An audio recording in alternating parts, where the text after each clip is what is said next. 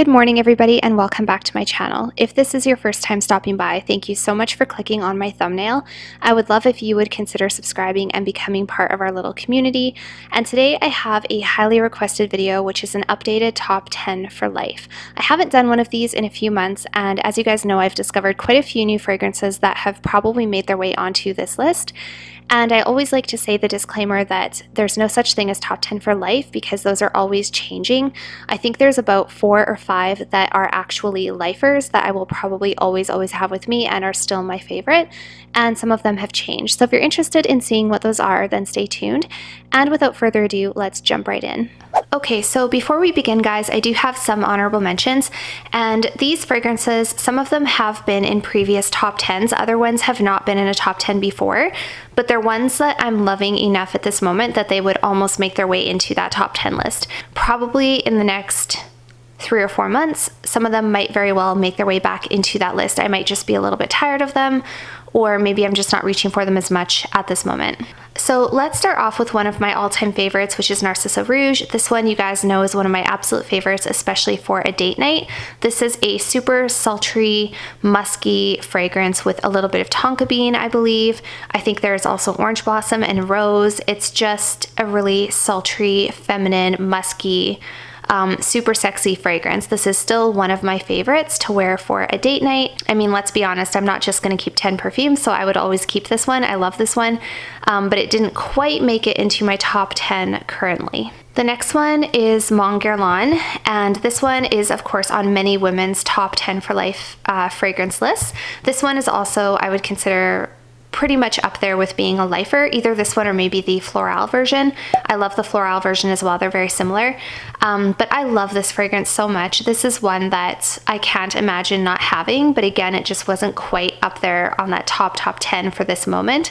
This is a really beautiful lavender vanilla scent, very feminine, very elegant, a little bit sultry, a little bit mature. It's just a beautiful fragrance. We also have Kenzo World Power. This is a new one to my collection, and of course I do have to give credit where credit is due. I purchased this one because of the Curious Perfumer, so if you guys haven't checked out her channel, definitely go check it out. I will link it down below for you. This is a really gorgeous cypress, tonka bean, and salt fragrance. It reminds me of the beach. It's also a little bit masculine. It's very sexy. It's a little bit fresh. It's just a beautiful, intoxicating fragrance, and I love this so much. I've actually worn it quite a bit over the last couple of weeks, and it's one of my favorite fragrances. Another newer one to my collection is Love by Kilian. This is a really sweet vanilla, caramel, and white sugar scent. This is a little bit more elevated though. It does have some white florals in it. It's got a few more notes in there that make it a little bit more sophisticated, so it's not like your typical super sweet celebrity bubblegum fragrance, although it is incredibly sweet. This one is also a powerhouse. I love this. I haven't worn it a whole lot yet. I think I've worn it 2 or 3 times and I enjoy it. It definitely projects really well. It lasts really well. Really great fragrance, pretty sexy, just didn't quite make it onto my top 10 currently. The next one is Van Cleef & Arpels Orchidee Vanille. This is also a little bit of a newer one to my collection. I love this fragrance. This is a really beautiful orange, slightly chocolatey vanilla scent. This one has become one of my favorite cozy, warm, go-to vanillas. It's just absolutely beautiful. It is one of my favorite fragrances for sure. Really good for this time of year. It's very cozy and very fall appropriate. So if you guys are looking for a solid vanilla scent that is a pretty safe blind buy, honestly, I would say that this one is fairly safe as long as you don't mind a little bit of orange in your fragrances, because it does have a subtle orange undertone. So yeah, beautiful Van Cleef & Arpels Orchidee Vanille. And the last honorable mention is Dior Addict from Christian Dior. This is a beautiful, sultry, mature vanilla floral scent. It's very seductive, very sultry. It's just deep and delicious and beautiful, and it's perfect for date nights. And yeah, I absolutely love it. And I think this one was on my top 10 list last time around, and it didn't quite make it onto this list. If you have an idea of which one might have bumped this one out, comment down below and see if you are right. Okay, so moving on to our top 10. So we'll start off strong with Coco Mademoiselle from Chanel. This is probably not surprising. I think 90% of women who've smelt this have it on one of their top 10 lists. This is such a versatile, gorgeous fragrance. This is orange, tonka bean, and patchouli. It's a little bit citrusy, it's kind of soapy. This works for the office, this works for a date, and it works for everything in between. And that's why I love this fragrance. This makes me feel like $1,000,000 every time I wear it. It makes me feel very put together. And I actually have the intense version of this.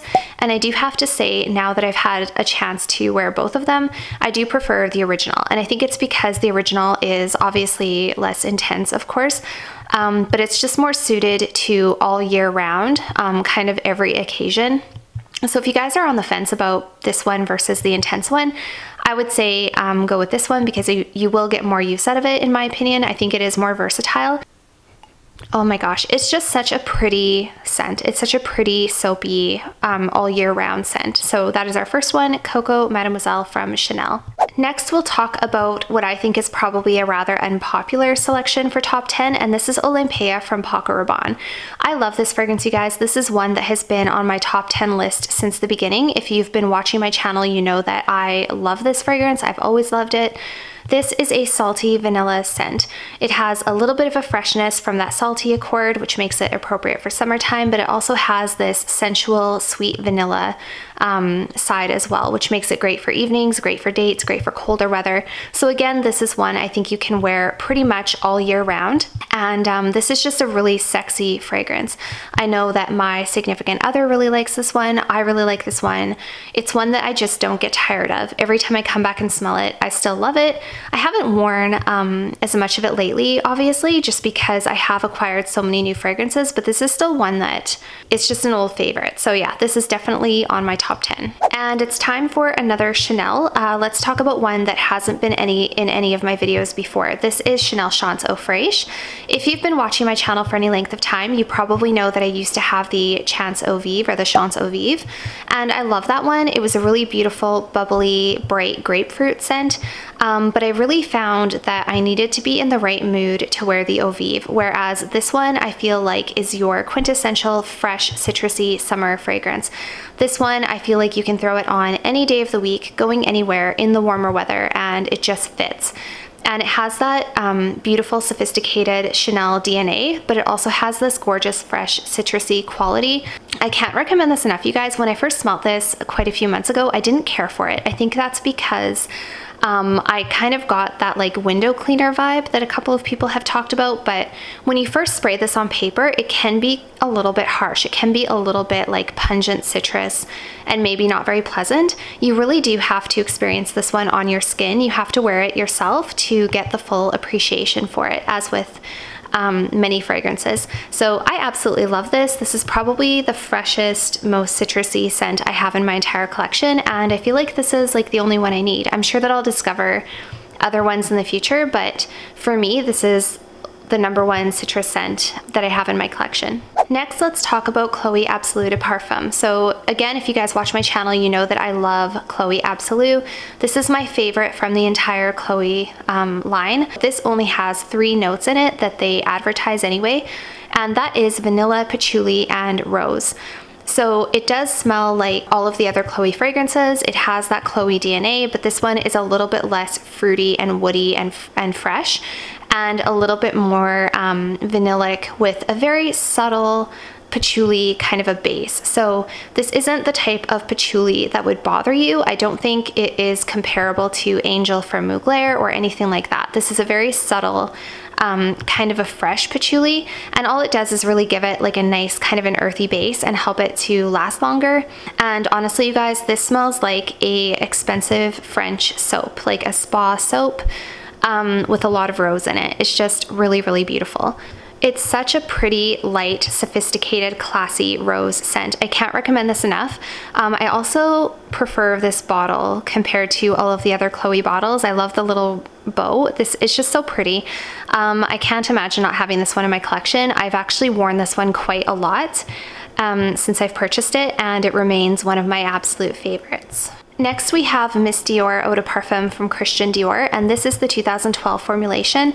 I love this fragrance, you guys. This has been in my top 10 since the beginning as well. This is one of those unchanging, absolutely favorite, beautiful fragrances. It does dishearten me a little bit that they keep reformulating it because apparently the 2017 is not as good as this one, and it really breaks my heart that one day this will go bad or run out and I won't be able to find it anymore. So unfortunately, I haven't worn this one quite as much lately just because I do have so many other fragrances in my collection, but this is basically orange, rose, and patchouli. This is an absolutely gorgeous, sophisticated, clean fragrance. It is a little bit sweet. This is another one of those super versatile ones that I think you could wear to the office, you could wear it for a date, and you could wear it for everything in between. I also just really love the look of it. I love the cursive writing. I love the bow. I love the packaging in general, and it's just such a beautiful, sophisticated scent. Again, very classy, just a really beautiful, I think it's a must-have. Next, we have Viktor & Rolf Flower Bomb. This one, again, will not be a surprise to any of you if you watch my channel. I have had this fragrance in my collection for about 5 or 6 years. This is, I think, the longest the fragrance I've had in my collection for the longest. And this one also does have some sentimental value to me because I was wearing this when I met my current significant other, and this was my signature scent about 5 or 6 years ago, and I absolutely love it. I still love it just as much today as I did when I first got it. Again, this is a very versatile fragrance. You could wear this during the day, during the night. It's a floral fragrance, but it also has a sweetness to it. There is also some patchouli in there. A lot of people have compared this to La Vie Belle. I think it smells very, very different from La Vie Belle. I can definitely tell the difference, and I have had La Vie Belle, and I prefer this one. So yeah, it's just a beautiful, sexy, feminine fragrance. It's also very distinct. If you smell this on somebody, you know that they're wearing Viktor & Rolf Flower Bomb. And I think that the #1 question I get with this fragrance is, have you smelled the flankers and what do you think of them? A lot of people ask me if I like Flower Bomb Nectar. I like all of the flankers. I've smelled all of them and all of them are beautiful, but I do prefer the original Flower Bomb. Next, we have another one from the House of Chanel, and obviously I'm a huge Chanel fan because I have 3 of them in my top 10 for life. And these 3, I honestly don't think will budge. Like, I can't see them leaving. So this is Chanel Chance Eau de Parfum. This is a beautiful, citrusy, woody, little bit of a vanillic patchouli scent. This is classy, this is sophisticated, this has excellent performance. Again, this is one that I throw on when I just don't know what to wear. This covers all of my bases. I can wear this for daytime, nighttime. I love it so much, you guys. It's so classy. If you've ever smelt Bleu de Chanel for men, I always say that this is like Bleu de Chanel's sister because I find them both to be very classy, very sexy, very timeless. Some people find this a little bit dated, I think because it has been around for a while, and there's people who have worn this for like 10+ years as their signature scent, but with very good reason. To me, it doesn't seem dated at all. Like I said, it feels very timeless, and this is always going to be one of my top recommended and one of my top favorite fragrances. And the next one is Alien from Mugler. As you guys know, this is one of my favorite fragrances. In fact, I would probably say, you guys, that this is my favorite out of my entire collection. I love this fragrance so much. This is amber, woody notes, and jasmine. And if you guys have been following my channel, you know that this was one that really had to grow on me. I absolutely could not stand this fragrance when I first smelt it, so it did have to grow on me. But now nothing makes me feel the way this fragrance makes me feel. I absolutely love it. Again, it's one that I can wear for all types of occasions. I can wear this during the daytime in warmer weather, and it just makes me feel like a very sophisticated, bossy kind of a woman. And I can also wear it for a date in the evening, and it makes me feel sexier than any other fragrance that I have. Oh, you guys, I can't tell you how much I love this scent. It's definitely polarizing. It's not for everybody. People either love it or they hate it. But I am definitely on Team Alien, and my only regret is not having a bigger bottle. I actually have 2 bottles of this, and they're both a 30 ml. Of course, they haven't been worn a whole lot because I have so many other fragrances in my collection. But honestly, if my house was burning down and I could only grab one perfume, it would probably be this one. It would be a very close call between this one and Chanel Chance and Viktor and Rolf Flower Bomb. I think those would be the three I would probably grab and run away with, and my Delina exclusive. So yeah, definitely recommend this, you guys. And the next one is Gold Couture from Juicy Couture. So you guys, I know that this seems a little bit juvenile to have on a top 10 for life, and trust me, a part of me is almost embarrassed to admit it, but this is a really good fragrance. I don't know what else to say about it. So this is a very sweet, flirtatious caramel scent, and I finally bought this after hearing Jeremy Fragrance talk about this over and over and over.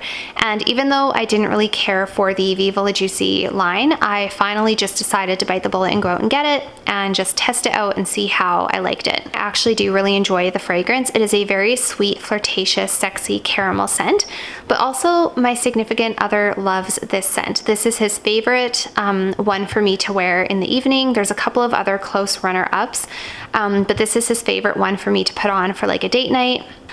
Yeah, I really like it. So I have yet to discover anything that's quite like this one. It is a little bit young. It still has a little bit of like a juvenile kind of a vibe for me. But yeah, I don't know. I really enjoy this one.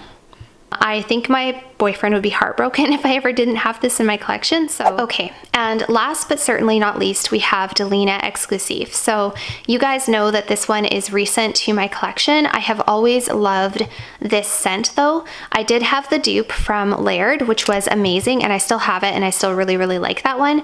But I did find that this one was just a little bit more refined, a little bit better blended, and I've just always wanted the Delina Exclusive on my shelf. So obviously the bottle in and of itself is worthy of having in anyone's collection. It's an absolute work of art. This is a tart, rose, woody, slightly vanillic fragrance. So it has the same kind of tart, little bit almost like a sour, fruity opening, the same as the original Delina. It's less tart though, because the original Delina had rhubarb. This one doesn't. And this one also has a woody, vanillic nature about it. So it has this like super creamy, sensual quality about it at the same time. It's just one of the most unique fragrances I've ever smelt. It is so masterfully done. It is just beautiful. I can't say enough good things about this fragrance, you guys. It lasts for a really long time. It projects. It's beautiful. It works very well with my skin chemistry. That's what the bottle looks like. Oh, you guys, I love this so much. I cannot recommend this enough. If you guys haven't smelt Delina Exclusive, I definitely recommend getting your hands on a sample. I wouldn't say blind buy it. I would say explore other alternatives first, because it is a little bit pricey. But for me, I kind of worked my way up. I had a sample of the original Delina. I had the dupe for this one. I have to be honest, I also just love the pink bottle, the opaque kind of like chalky looking bottle. I don't know, I think it's beautiful, as well as the tassels. So yeah, can't really say too much else about Delina Exclusive. This one is definitely in my top 10 for life. I love it, I love it, I love it, and I can't imagine not having it. So you guys, that's it for today's video. I hope that you enjoyed seeing my updated top 10 list. Please let me know in the comments below if there were any surprises here, if there were some that you didn't think would make it that did, or some you expected to see that weren't there. And do remember to take this with a grain of salt. This is all for fun. Also, do head on over and follow me on Instagram if you haven't already, where you're going to see a lot of little tidbits from my life that you're not going to see here on YouTube. And I'll see you guys all next time. Bye for now.